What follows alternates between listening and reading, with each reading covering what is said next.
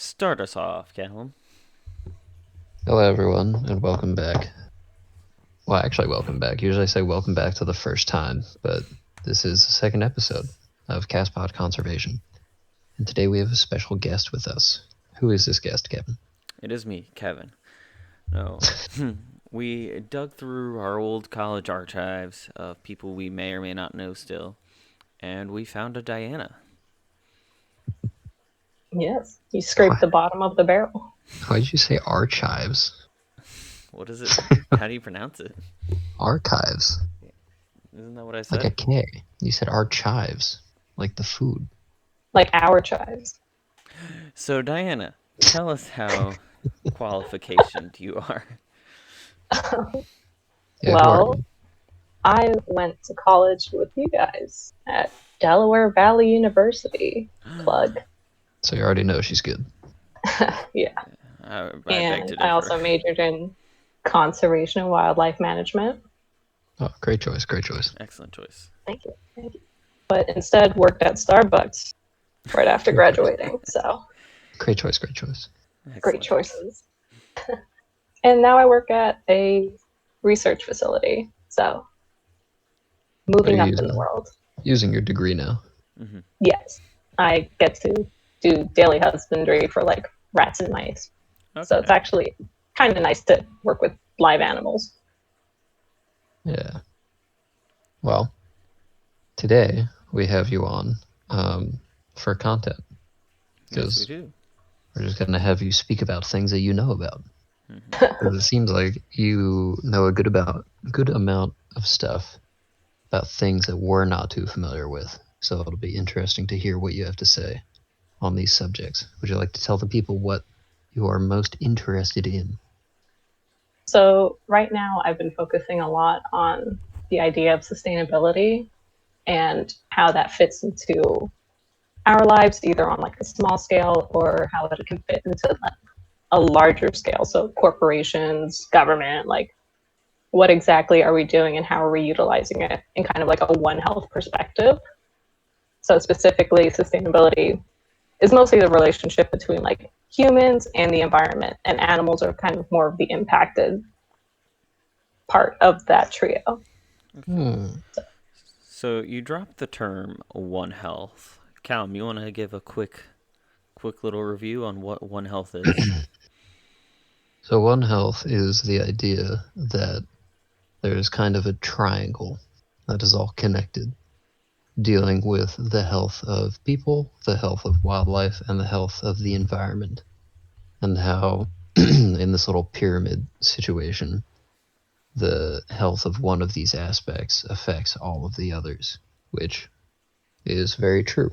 And although, for me at least, I deal far more with the wildlife side, a little bit on the human side, and then kind of minimally with the environment. But like as I said, they're all connected. So if you work in conservation or any kind of field dealing with that, um, you're gonna touch on all kinds of the pieces. And yeah, that's what it is. It's an A plus answer, Callum. Thank you. My advisor is smiling right now. Probably. He might be asleep. He's probably asleep. So that's okay. So this sustainability, what kind of part of the triangle is this dealing with the most, would you say? I would say it definitely is the human part and necessarily how like humans utilize the environment and how that environment affects the animals. But mostly it's our choices. It's basically like the effect of capitalism. Like sustainability is kind of vague. It really can kind of just integrate itself into many aspects, like climate solutions, but you really, I kind of focus more on it of like the home life and how we're utilizing our day-to-day decisions and how that affects directly the environment. So like what you buy every day, the plastic that comes with it, and how larger corporations like basically are not using, like they're not taking it from the environment in a sustainable way. So it's very much a one headed direction and there's no replacement. So, like that's currently a huge issue. And sustainability and climate solutions work towards answers for those solutions. And, there's always like government blocks and larger aspects at play that make it very difficult to come to a solution that you can do on a day-to-day basis. But No. it So kind of starts with like the small things. I'm sure you could probably tell the people a bunch of different things that you can do in your daily life to, deal with sustainability, kind of limit your impact on the environment. But before I get to that, it brings up an interesting point in that there's a post that was recently going around. Well, I saw a lot of people sharing about, I think it was BP made some kind of post that was like, use our carbon footprint calculator to see how much you affect the environment and what you can do to kind of limit any negative effects that you have. And somebody like replied to that saying, "I pledge not to dump 4 billion gallons of Oil. oil into the Gulf Coast," which was hilarious. Hmm. But the whole deal with sustainability, the whole thing with carbon footprint and all that, a lot of people bring up the point that, most of the pollution and the negative effects on the environment are coming from these huge corporations and governments. And the idea of carbon footprints and um, limiting, like recycling and limiting your waste, is kind of a way for those big companies to kind of push the blame onto the individual person rather than the huge organization. As like, if you do these things, you're better for the environment and you'll have a good impact, but don't pay attention to what we're doing. So what do you think about that? So I think that's very much what larger corporations do. Like, in order to combat those situations, you really have to be kind of politically aware. You have to be, and like environmentally aware, like be aware of what you're purchasing because your money is going to these corporations to enable them to continue their profits because they're like, oh, people are still buying my stuff even though I do all these awful things. So enabling them by giving your money to them is something you should be aware of. But also, like, you should vote people into office that are against these corporations because that's really like the only way you can more or less combat them. Because like, what are you going to do? Start a lobby against them? Like, you'd have to have millions and millions and millions of dollars. Mm-hmm. So if you kind of do it in the way that's like, I'm going to support people who support my interest of an environmentally friendly option, or like who want to go against these guys and like really go to town on them with regulations, then from like a civilian's point of view, that's kind of the only thing you can do. And also write to them, go on social media, like make a racket about what you can do and like what these people are doing and what they're covering up. And outside that, like boycott, because you'd be surprised, like you can make change by boycotting. Maybe not a huge change because these people are still getting money from somewhere. But if you hit it at multiple levels, then it's better than not doing anything, which unfortunately is what the majority of people do. They're like, oh, I can't do anything personally against them, so I'm just not going to do anything at all. No, that's not the Mm-hmm. right mindset going into this. Hmm. I think that's well put. Kevin, you have any thoughts? I think it's interesting. Words are hard. Um, that like, because it's like kind of playing devil's advocate. It's like you're saying that only like one person can't make a difference, really, or can make a difference, but also it's so small and insignificant. What would be my like? What would be Jimmy Bag of Donuts' benefit to not looking like not working or buying things from these bigger corporations? Wait, sorry, Mhm. Kevin. Can you So say that again? so like as someone like what would be more of a direct benefit for your average person um to not shopping like because we all have an understanding of conservation and things like that and the importance of the environment, but not everybody does. So like what's the average person's benefit to not? Like how would it directly benefit them? If that makes sense. So, what I noticed about like sustainable living, I started following all these Instagram influencers that like really promote zero waste living and like outside kind of major corporations that you can't really change anything about, like changing your daily day to day living style of like not necessarily buying indisposable items every single day and trying to do more do it yourself. Like a lot of these solutions are cheaper and like healthier for you, like buying food from scratch, buying food or like making food from scratch, or like buying food from your farmers market. You're supporting local businesses alongside getting a product that's like has less of a carbon footprint because it hasn't been imported from other countries. So I guess really like the main benefit to the average person would be you're supporting your local businesses, you're living a healthier lifestyle because you're getting fresher ingredients, and like you're also cutting out all these extra things that you actually don't need in your product, like cleaning supplies. Some of it you do need, like a degreaser. I don't know how to make that at home, but like Mm-hmm. a normal vinegar based spray, you can just do that with distilled white vinegar and like citrus rinds, and it's cheaper. It's you don't have to go out and spend $15 on this really nice scented disinfectant when you can just make it for like $1.50. Hmm. Yeah, I was really surprised about that because Yeah.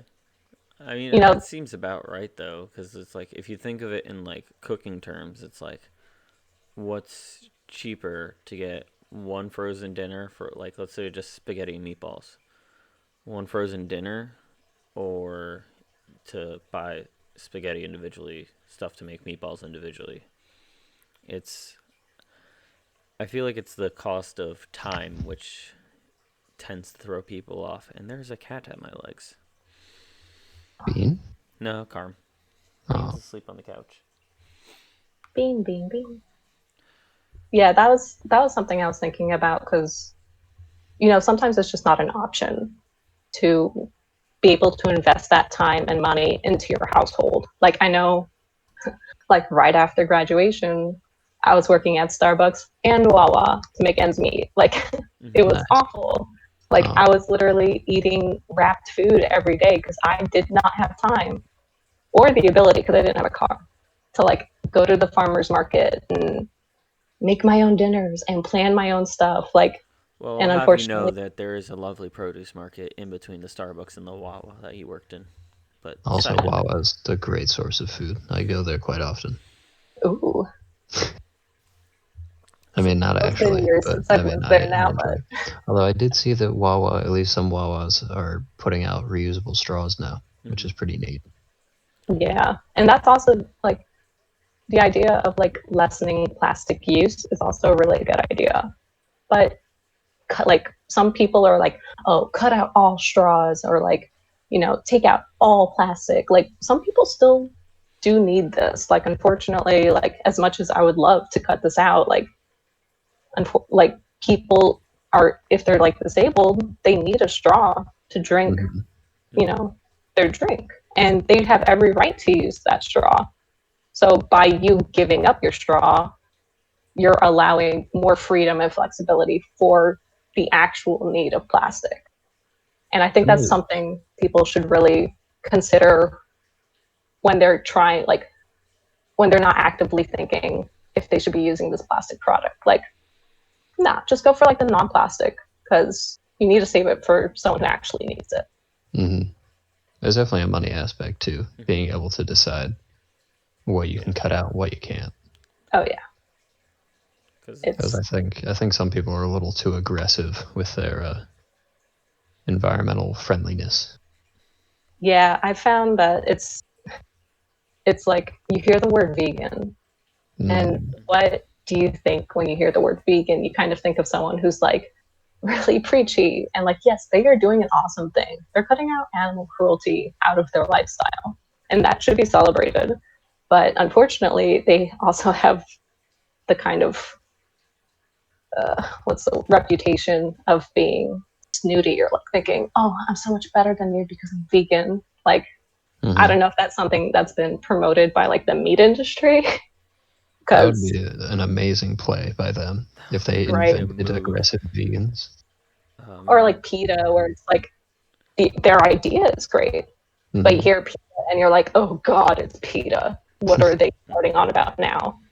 So I think in order to combat that kind of idealism, people who promote sustainability are kind of doing it more incremental. Like, do what you can, because going back to like corporations, ultimately it is up to regulation to cause direct change. Like, that is not something that you can do as a civilian to enable regulation unless you're going out and being a political figure, which would be amazing, but that's not everyone's going to do that. Not everyone likes that.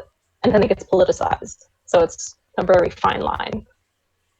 I think Kevin and I talked about this on a previous episode, or if not, I've talked about it somewhere.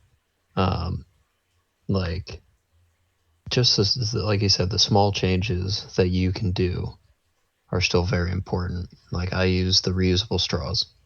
I don't like ever get plastic bags unless I'm getting like 100 things from a store. But even then, I have reusable bags. Although initially at the start of quarantine, they wouldn't let you bring reusable bags to the store, which Mm-hmm. was interesting. Yeah. Yeah. Because of like health reasons. But I mean, like It's the the I am as as someone that much of works a in a health risk as store, the bag. it's it's the like there's a surprising amount of contact that people make with things that you don't really think about. Mm-hmm. And plastic or reusable bags is one of those things. Cause it's like if there's a lot of things, you might have one to maybe even three people at a store that work at the store, like passing it to like help stock things, putting things in, and it's there's a secretive like a lot amount of um what's it called of Contact. contact, yeah, for Mm. things like that. So like I can kind of understand that. Well, I guess that's Yeah. fair. Like, especially now, Hmm. it's really difficult. Oh yeah. Mm-hmm. Like, this is the time when you would use disposable things like disposable masks, you know, Hmm. as much as like I can't even use a cloth mask at my work. Like, we always have to wear masks at work. We have to Mm-hmm. use the medically, The the the medical disposable grade ones. disposable ones. Yeah. Yeah. And we have to wear gloves everywhere. And, like, we have lab coats. And that's actually something that was kind of interesting because our vivarium recently got reached out by something called My Green Lab, which is a sustainable nonprofit that goes into vivariums or lab spaces and basically redesigns them to be more sustainable. Like, takes out all the old refrigerators because apparently that's like one of the more boring things, but like Hmm. that is something that is a huge, huge waste of like styrofoam and electricity. Like, there's much more efficient ones now. So, and like they'll implement um, cycling, recyclable gloves, and like whole programs with individual companies that you drop off all your like old gloves and stuff and they can recycle it. And then they'll send you like their compostable and reusable gloves, as well as like other lab equipment. And I had just kind of recently learned about that, so I'm kind of hoping to implement that in my own vivarium. Mm-hmm. We'll have to see if that actually works. But yeah, and like this is it's a huge industry. People don't realize it, but like there is money here, and money is what drives people. In Because True. in vivariums, trust me, I know. yeah, I've got like those little booties. Oh my god, they're such a waste. I yeah. actually go around and take long ways around certain ways so I don't have to put the booties on. So Yes, here's science is very wasteful. yeah, science is very wasteful. So because the conditions have to be very controlled for those types of situations. So how do you go about like where do you find the middle ground of things like because like you just said you try and go out of your way a little bit to avoid using like booties and wasteful things. However, it is also a necessity. So first off, is there a middle ground of trying to be sustainable without being too wasteful, and especially in a field like yours where it's all very controlled environments, where does that like how does that lie on the plane of sustainability? So really, it's very dependable. Like I was talking about with the gloves, like normal nitrile gloves are not recyclable. Like you have to get a Mm-hmm. certain type of nitrile glove that is recyclable. So you have to make changes in places that do implement lots of waste, but are able to be changed. Like some places, some aspects of clean environments you cannot change. Like like having to utilize disposable wipes. Like you can't use reusable wipes when you're trying to disinfect an area. That gets, that kind of gets rid of the point. Mm-hmm. And you'd have to buy a lot of cloth to utilize that. So Mm-hmm. you just do need disposable wipes, unfortunately. And I guess making small changes to your uses. Like we used to throw out all the food every single change week for all the rats and mice. And starting at the pandemic, when you know we weren't sure when we were going to get the next food shipment, we started um, reusing the food because it's dried food. It has a very long shelf life, but that's like cut our food use in half because we're not throwing food out every week. We're throwing it out like every other week now. And like it would be kind of nice to make it like to the point where we throw it out to a month, but we would have to get like studies to show that that doesn't negatively Proves the impact the success. animals. Yeah. Mm-hmm. But it's the small things that you don't think of. Like we have disposable whey cup. Um, we had a tech with a great idea who was like, hey, let's just get reusable cups that you can autoclave because we have an autoclave and we just stock the rooms with those. And because they're a harder material, there's less waste and you can just wipe it down with the vital oxide.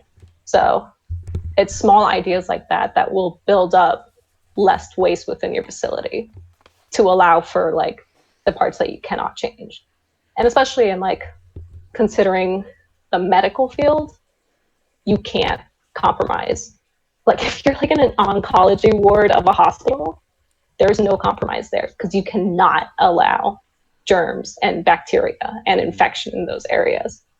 So make room for that space somewhere else. And it's innovative. We need people thinking and coming up with ideas and willing to act upon those ideas. Hmm. So it's there's a middle line, but that line like thins, thickens. You have to be flexible. Like that's just what moving forward is all about. Being flexible with some things and being a hard line with others. I think that's good. Mm-hmm. Well said. Thank you. I have another point to bring up.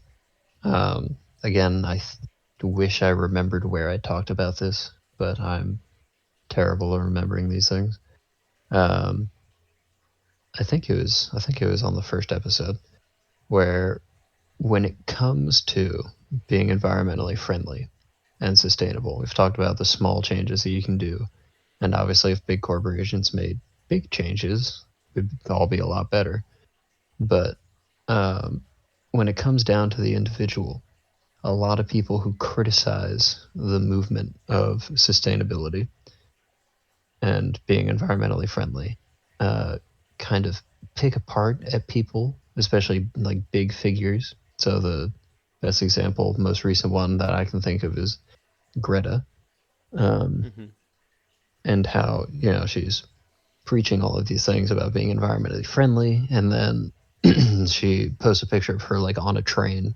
And everybody's like, "Oh, but she uses trains." So think about how much carbon emissions That can that lead up can to. yeah, and like how bad for the environment it is to do that. And it's like, what did you want her to walk? Yeah. Like, what do you Yeah, want? What do you want? And that's, I feel like that's kind of just, it's an argument with everything as well, where it's like the selective nitpicking of things. Like you said, it's like, oh, she's taking a train. A train produces a lot more emissions than a car ride. Should have taken a car. And then if you think about it, long term, cars are worse, correct? absolutely. Yeah. Like if she had taken a car, that'd be her individually, and she'd also need a car for her crew. Like public transportation is a really important aspect of sustainability because it's not necessarily environmentally friendly, but it's a much better alternative than 30 people in their individual cars driving up and down an asphalt like road. Mm-hmm. Because like outside the actual emissions, say you have a train, that's a much thinner surface area that you're actually affecting of the planet, as opposed to like 8 lanes of cars going back and forth. Mm-hmm.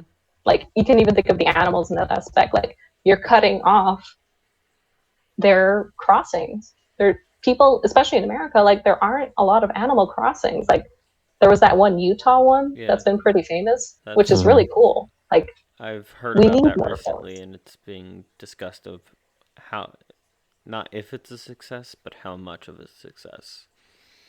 Yeah, That's and cool. it's hard to define success because it's not profitable. Like animals are not going to pay tolls to cross the road. They Not live yet. there. Mm-hmm. Yeah, right. We're going to get some currency from them, We'll from find our a way. feces. You there, But squirrel? yeah, Bring me 55 acorns. I mean, you can train crows to pick up trash, so Mm-hmm. Oh, that's what we're we should doing just wrong. all start doing We that. have to train the animals to be an environmental police force. For real. I think Then crows go are the way of the nuts, like future. in over the head. So That would be fun.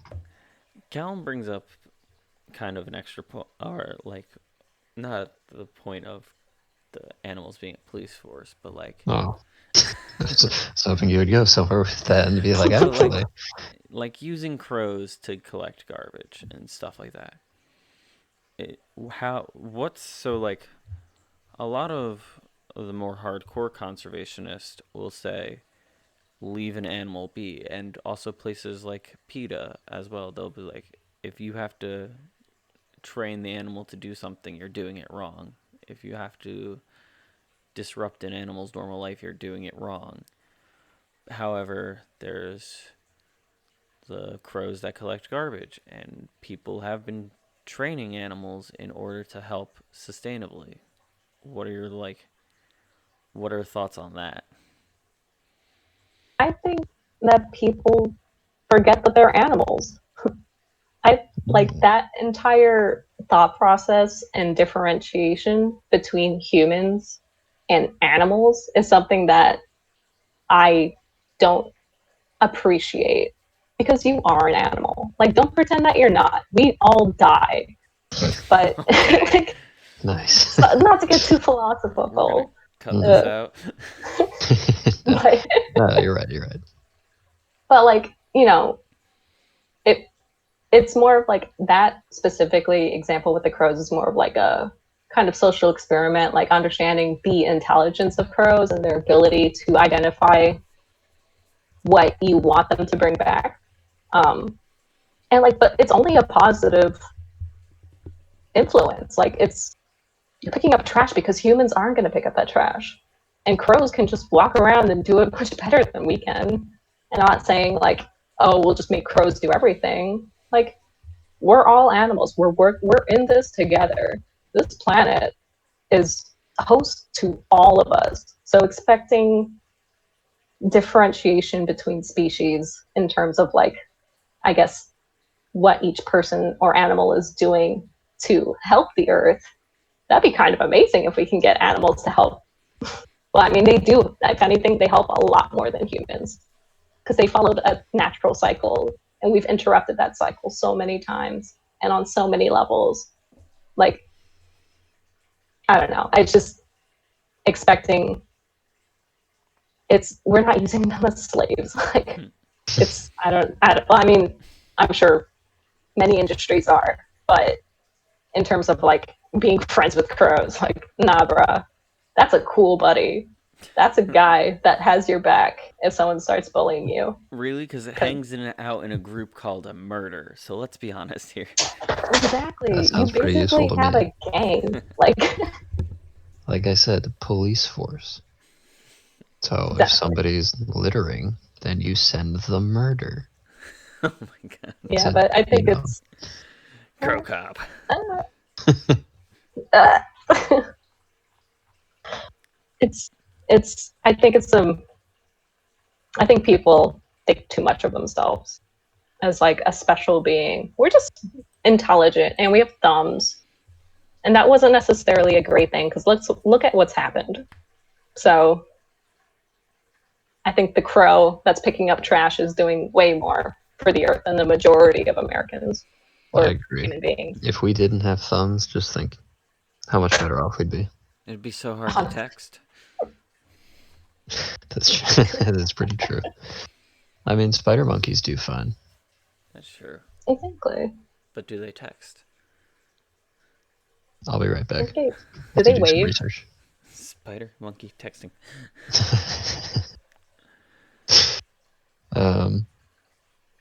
So yeah, I think these are all very good points. I just like bringing up debatable topics and other points of view because that's just, I don't know, it's just what I'm into, I guess. It provides That's what- an open mindset as well as kind of like I'm a very big fan of playing devil's advocate / not fully like I try and have a good mindset of there's the conservationist side of me that believes one certain thing, but good old Jimmy Bag of Donuts, who doesn't really care as much, has his own separate mindset. That's my favorite Kevin personality. Oh yeah, Jimmy Bag of Donuts. I actually took it from one of the deans at college. Really? Yeah, he kept just using it as an example, and I'm like, I'm gonna use him as an example. I thought it was just because Great example. your actual name is Jimmy. I did go by Jimmy for about a week and a half in Costa Rica. Good times. Ooh. Good times. So that's the thing that happened. He was an entirely different person for that week and a half. Mm-hmm. And Costa Rica is just an amazing example of a country that's like getting its shit together sustainably. Oh, it'd be amazing. I mean, they do speak Spanish well enough. Well, yeah. I mean, you could try German, see what happens. But there are still problems, obviously. Like every country has their problems. And the last time I went, I got to hear more about it and how like there's a lot of farming going on that's wrecking a lot of the natural habitat. A lot of it's for cattle farms too. Cattle farms, pineapples, and like all these other bananas. Bananas, coffee. And how people that's also like, they're tearing down, all that forest and stuff. But overall, it's a very good country, environmentally wise. I mean, compared to like other countries. Yeah. And ultimately, everyone just needs to do better. Like, we join these accords, we join these ideas, but like, you have to come down with regulations. Like, this goes beyond, oh, my rights. Like, if you want your life to be long, and if you want your children to have a good life, and if you want their children to have a good life in a world that's not burning, then you need to care. And that's unfortunately like the disconnect that people don't have. They don't think of the future. Like I know people that don't even think 5 minutes from the moment they're living in. Live in the And that's moment. something that has to change, because that's just not sustainable. And it starts with educating correctly Mm-hmm. at a young age. Like my niece and nephew know so much more than I did at their age. And that's only like one generation removed. They're only 10 years younger than me. But Well, as a great man once said, that's a problem for future Kevin. And yeah, I stand by that. That was past Kevin. Don't listen to past Kevin. But no, yeah. you're right. A lot of people don't think about the future, and they're like, but what about right now? What I care about right now? I don't care about what's happening in 10 years because I'm going to be dead. And it's like, great, well, so will the rest of us. And I'd rather not be. I could Exactly. live a bit longer. And eco anxiety. I had mentioned this to Kevin, Mm-hmm. like Mm-hmm. that I wanted to talk about. This is like very much a real thing. Actually, I've also been listening to a lot of podcasts, like Oh, specifically sustainable podcasts. That, such as? Oh. Yeah. so I started with the Sustainable Mind, and that was a really good, easy introduction into like so many aspects of sustainability, like sustainable farming, sustainable like do-it-yourself projects, sustainable investments, like make money helping the earth. I got this book called Invest Like You Give a Damn, and I'm only like 40 pages into it, but like there's options. You can opt into these things, and it has to be more publicly available to people. I'm just getting off track because I love that podcast so much. And I started listening Yeah, to no, it's Eco Chick understandable.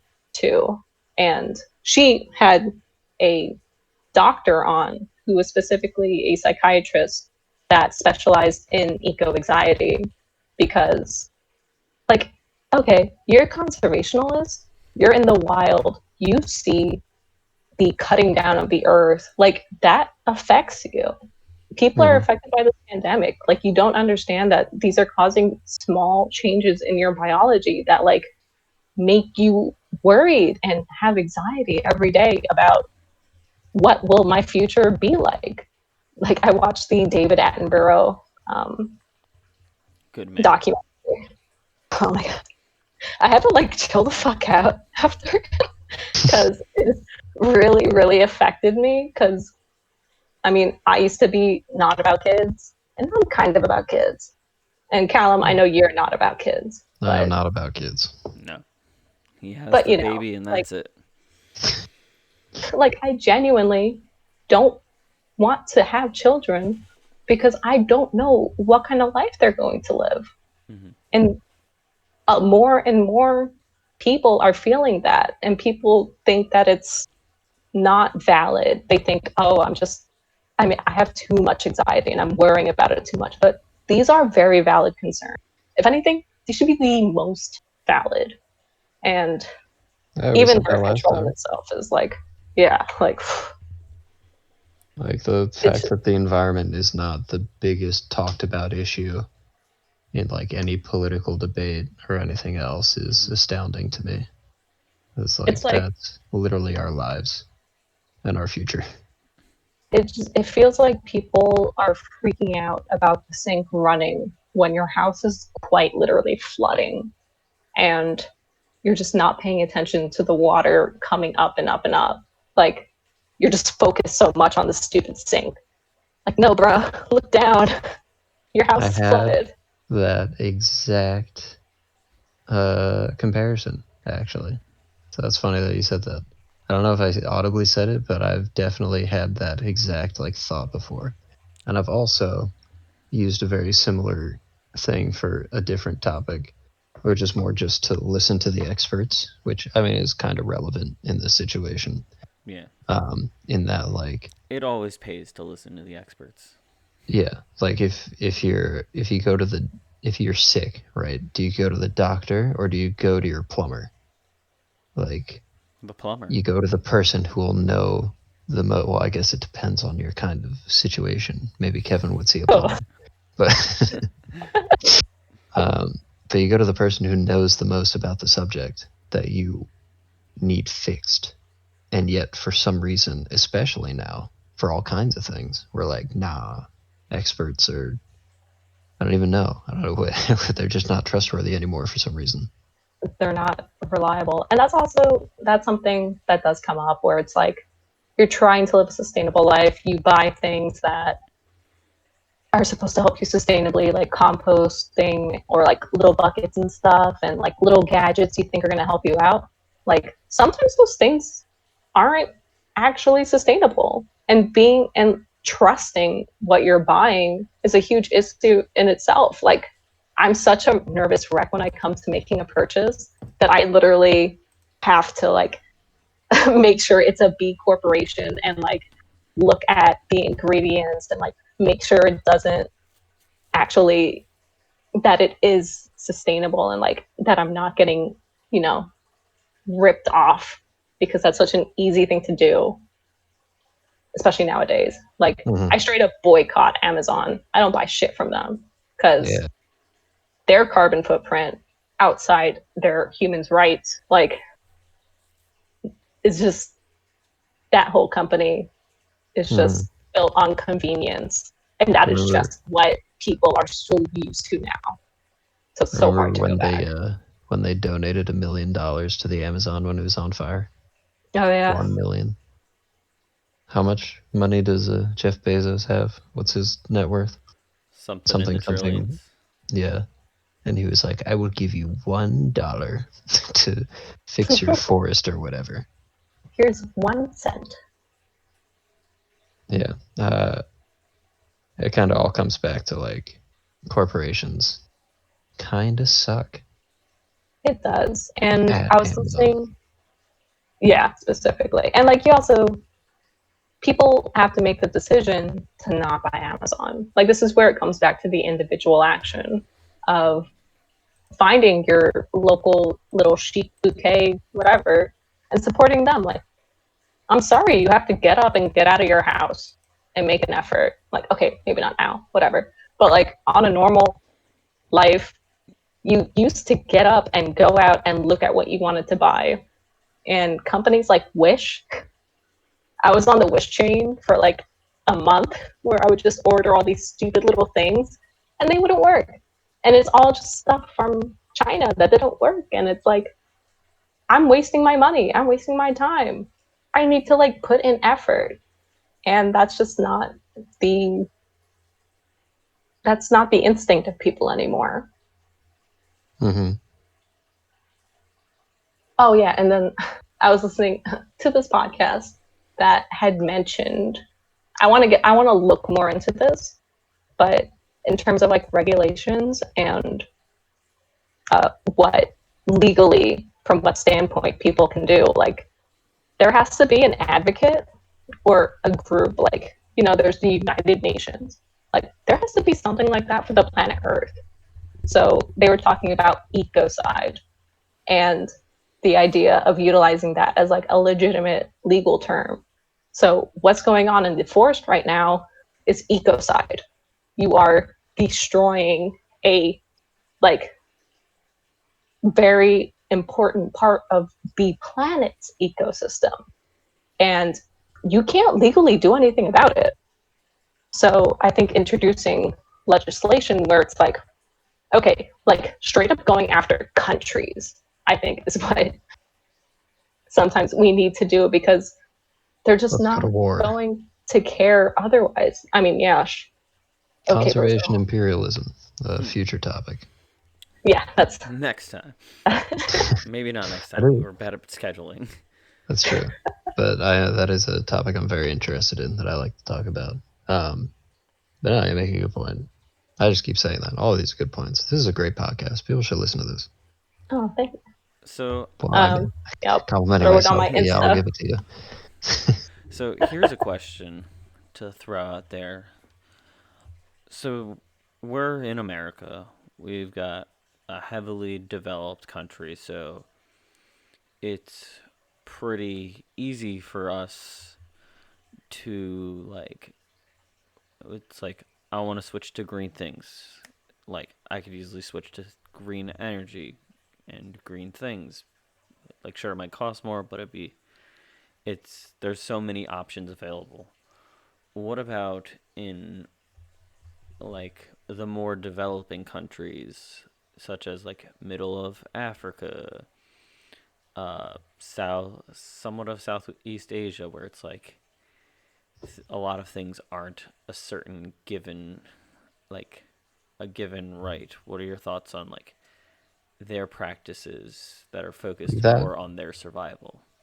that definitely leans towards a conservation imperialism topic, but it is good to bring up.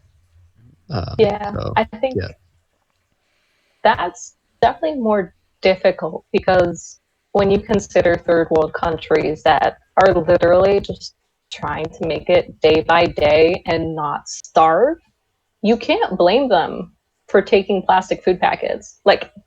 Like I said, those are the people that actually need it. Like if there is going to be waste, there is never not going to be waste. But if you utilize the waste that you know you will have in areas that will help them the most, you are doing the most humane use of that plastic. And also, some of these developing countries are utilizing more sustainable practices because of progress in first world countries that are bringing that knowledge over. So I know I forget specifically what country in Africa, but they have solar panels. Not they're taking away their reliance on oil and like genuinely using solar panels to like bring electricity and innovation and infrastructure to their cities. And they're still hella waste, but the more we innovate and the more that we utilize those practices in third world countries, the more it's going to stick also. Like maybe not, I'm not super versed in what we can do for third world countries sustainably, like specific examples, but I know we can do some things, and we should be focusing on where we absolutely know we can make change in specifically first world countries, because like they also are more generally like the ones that produce more. So I think it gets to kind of the point we were making earlier about uh, corporations versus individuals. Like, if we're looking to third world countries to lessen their carbon footprint, for lack of a better word, we're kind of slacking by not focusing on ourselves first.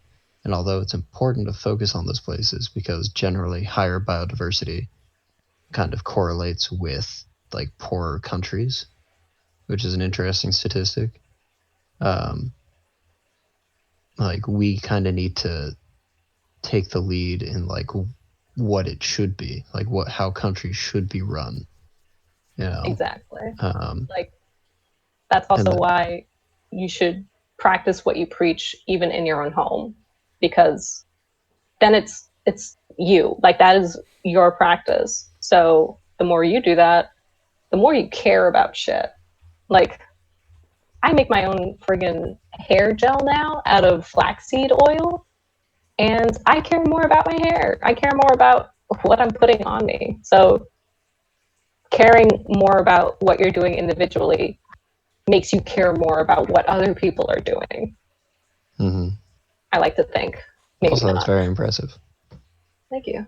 It's not very hard. Sometimes all you have to do is boil it. And it's also cheaper. I buy that bag of flaxseed for like $1.20 at Aldi, and I haven't even gone through it yet. Meanwhile, I used to spend like, I know $12 isn't a lot, but $12 on hair gel for me is just like, that's excessive.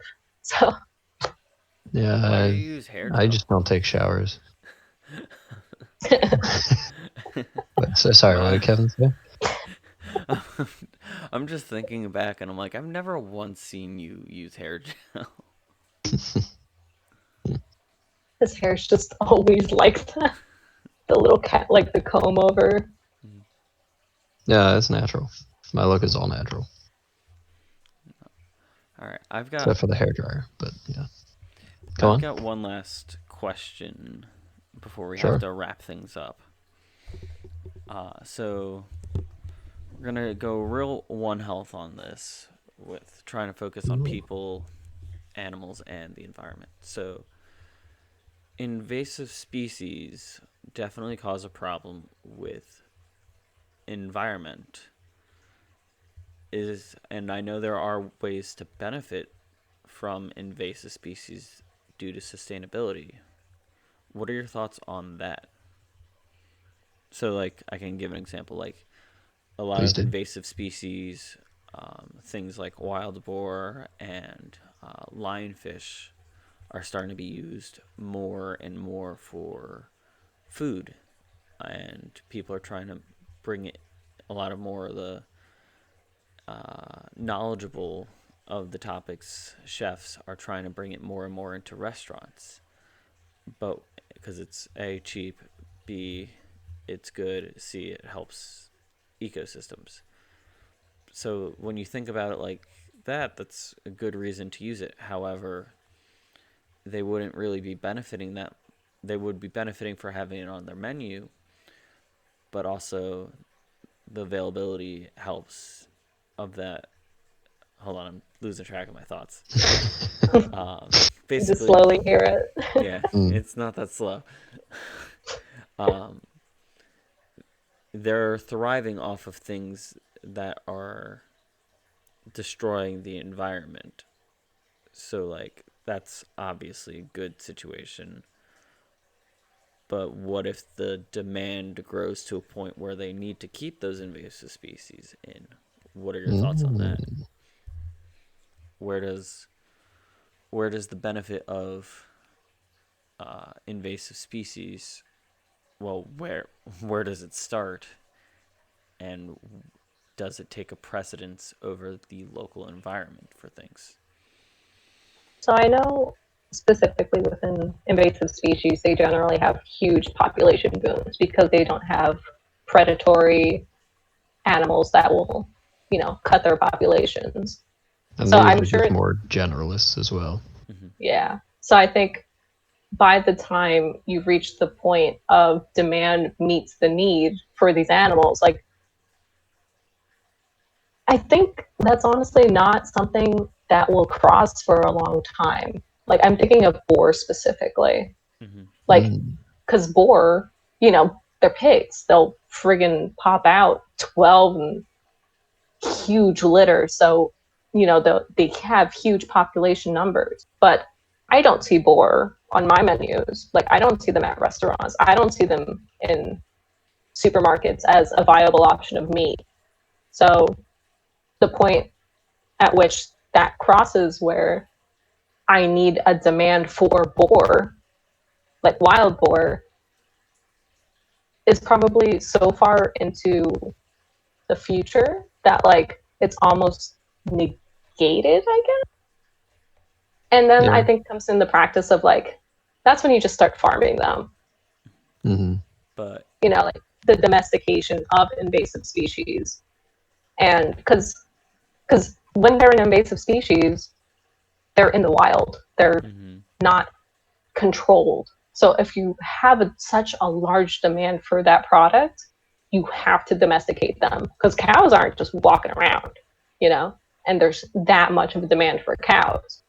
So I think it also depends species by species as well because everyone has different life cycles and different effects on the environment of where they're not originally from. Mm-hmm. But I think it's a good thing because you're utilizing what you have. Like, man, these boars are just going to keep reproducing and they mess up the environment. So, chefs that are like, yeah, I'm going to use this boar and feed you it, that's a great idea. And I Yeah. think people also should be looking at alternative, like, kind of to bring this to, like, not necessarily vegan, but like changing in your diet because agriculture is a very much impactful um, carbon footprint. Like, cut out your meat consumption to 1 or 2 times a week Like my household personally, we almost completely cut out red meat. We only ever get red meat when we like go out to eat. We pretty much just eat turkey and chicken, and that itself is an issue as well. But like we're doing what we can that's within our power because we can get into the chicken industry altogether. But that still has less of a carbon footprint than if we were eating steak like even once or twice a week. Yeah, Because I can't do that. Yeah. no. Now, I'm being not helping in Jimmy that Bag of side. Donuts here, Yes. does you cutting it out of your diet mean that I can have more? I hope so. I eat meat every day. Means you can have a little bit more, but You can have a little salami as a treat. Oh my exactly. goodness. Like Thanks. So nice. I really think the industry, like the untapped meat market, is rabbit. Just from my homestead class from college. Oh, it should be cat. Should be No, cat. well, I mean, if we want to get real, actually maybe not, because I cats mean, are nasty. we're talking Like, about, You would be you know, delicious over there. we're talking about using invasive species as a food source, which I'm totally on board with. Asian carp, lionfish, boar. People are even eating Burmese python. Mhm. Like, I'm I'll on try it. board because I mean, although it brings up ethical issues, it's like we're not getting rid of them with just the scientists. You know, we gotta bring everybody on board to try to deal with this. Although you can argue maybe we just don't do anything about it, but that's for a future episode. Mhm. CastPod Um, Conservation, the invasive species eating tour.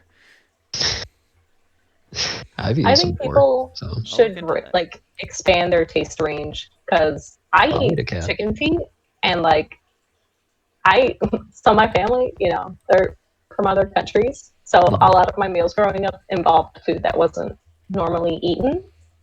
And like specifically, if we're gonna talk about Thanksgiving, I was kind of happy because it was just me and my boyfriend for Thanksgiving since like I didn't feel comfortable going up to New York.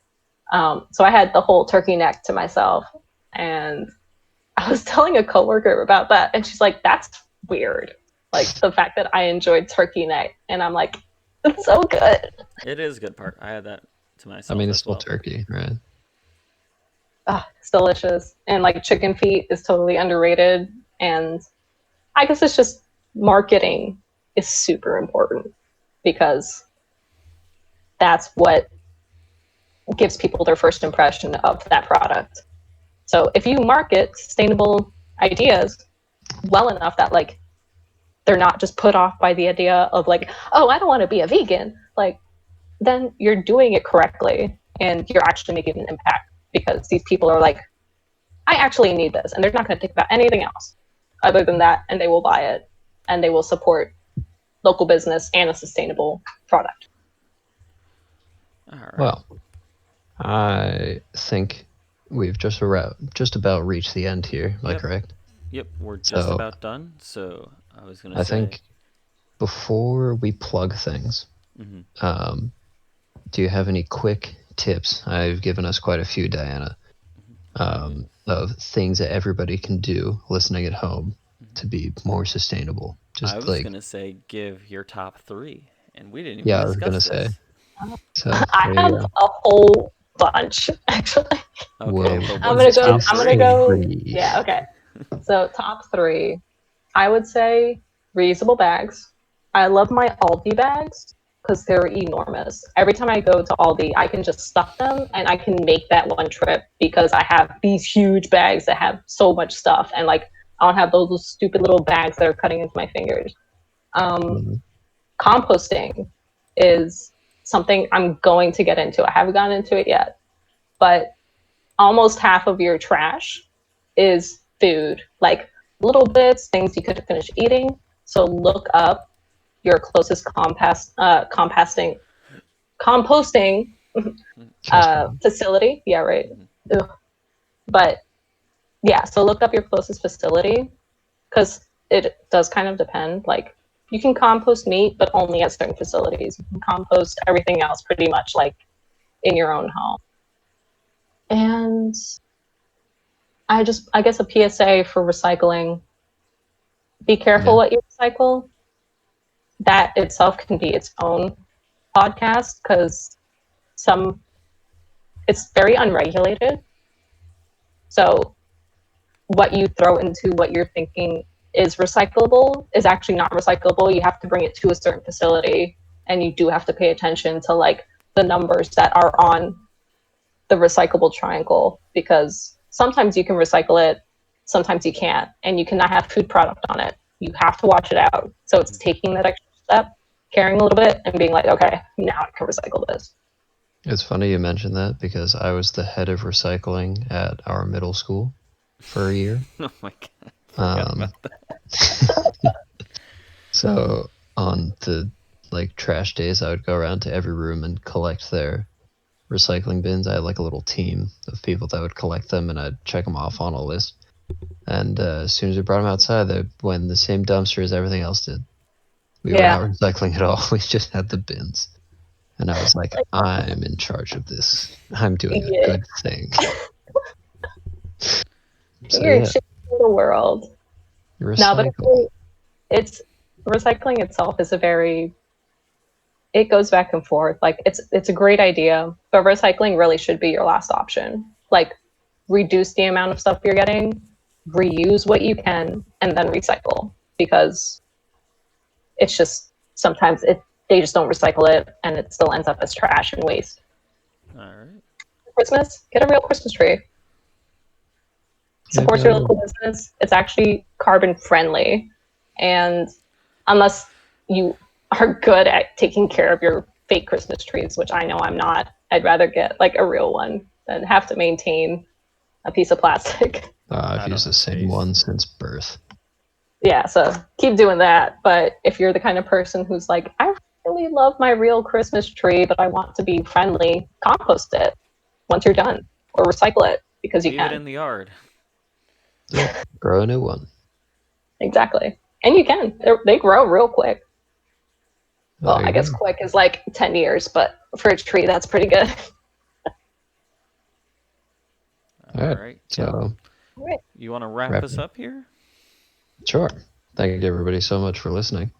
Diana, can everybody find you places, or do you not want to be found? I don't know.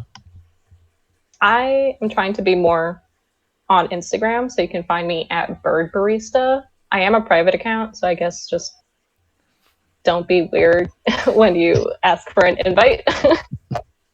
and Awesome. I'm gonna and be I am super in weird. contact with these guys. So if someone wants to hit me up for a job, Yeah, hit up sounds one of fun. them too. Ah, shameless. Just like us. I need every ability to get a new job. So there you go. Any recruiters out there, feel free to recruit Diana.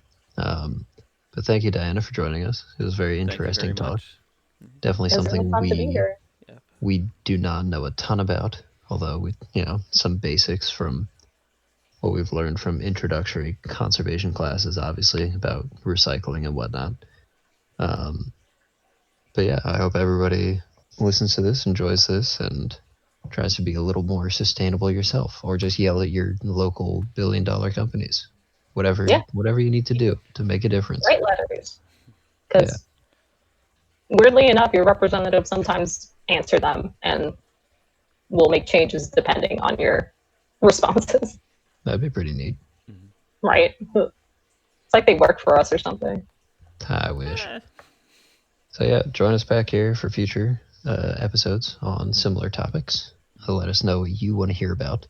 Mhm. And also check out all of our other things. I'm sure we have tons of links in the description for all of our other socials and channels and whatnot. If I remember to put them in. Please do. All right. Okay. Bye. Bye.